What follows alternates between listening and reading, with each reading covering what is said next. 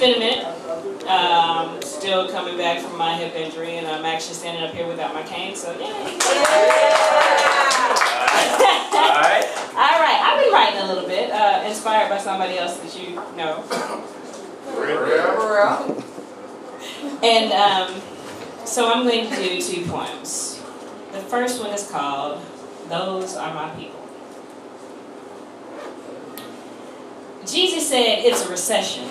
Everybody broke. But my people been broke since forever.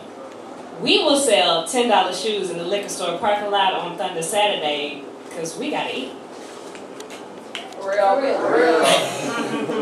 And the baby needs Similac, and Lil Ray needs commissary. So the hustle is to live, because the government check can only give so much.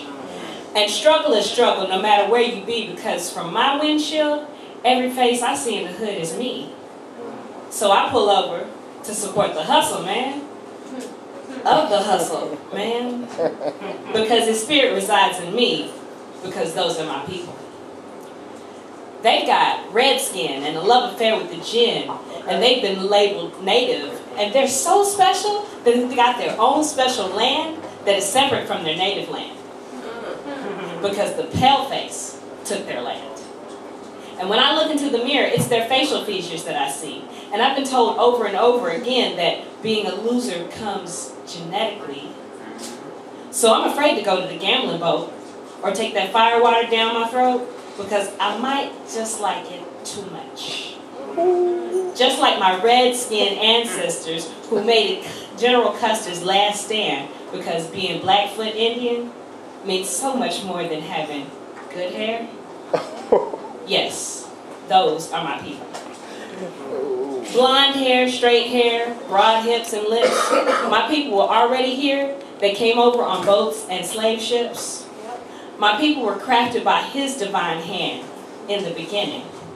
And my heart cries from the world's injustices, no matter location, education, or financial situation. Because we all belong to the Most High. So that makes you all my people.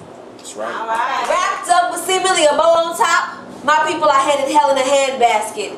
Or better yet, a potent packet or a small bag that's plastic, giving the impression that the dope dependency will somehow give you what you need, solve your problems, and provide some type of ratification or perhaps clarification on how messed up you really are. Dipping in and out of cars, selling your soul, which has become hollow from all the holes that you've allowed in your life. Got you so out of it you can't even stand up and fight, even if you wanted to. Afraid to give up that hand out, that needle that's feeding you. You bleed neither red nor blue, for it's only death that runs through you. You smell of confusion with illusions that you finding your dope man will somehow fate. Believing you can achieve any dream in this state, you're misinformed and unaware apparently. You're possibly confused because you've been abused so much so that you've become numb. You've exhausted your body as well as your funds. And though for a moment your highs seem fun, now there's nowhere to run. You're caught between some rocks in a comatose state, and the only way to progress is to face you. Understanding there are things in this life that you want to do, and if people cause you like a motivation, to remember that God loves you and has a purpose for you. Tomorrow was not promised, and neither is today, so if you cause you like a motivation, then get out of your own way. Do what it is you have to do for you. Change the situation and stop singing the blues. Love yourself and want the best and expect the part 2, because I haven't got another dope man yet. For real. For real.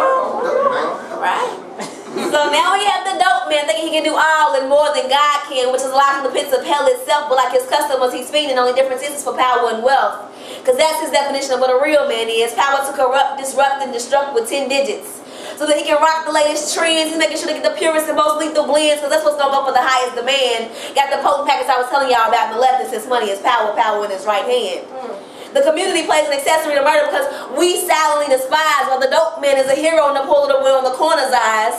But he's young and don't understand that the dope man leads to his feet and mother's demise. So without parents and lack of a stable home, he decides he might try. Now he's signing away his life and, excuse me, now he's continuing on the bad bloodline, signing his life away and agreeing to assist in the decomposition of his people's minds. All because of one man's greed, planting coke-covered seeds of death. Dope man, don't you see, you are the cancer that's killing his community. He responds, well, I'm just satisfying the people's wants. But the people's wants are not always their needs. He lashes back, well, what's that got to do with me?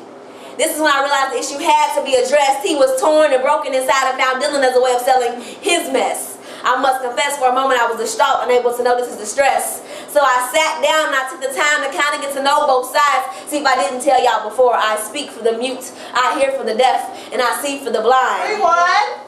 If I didn't tell y'all before, I speak for the mute, I hear for the deaf, I see for the blind, I speak for the mute, I hear for the deaf, I see for the blind, I speak for the mute, I hear for the deaf, I see for the blind.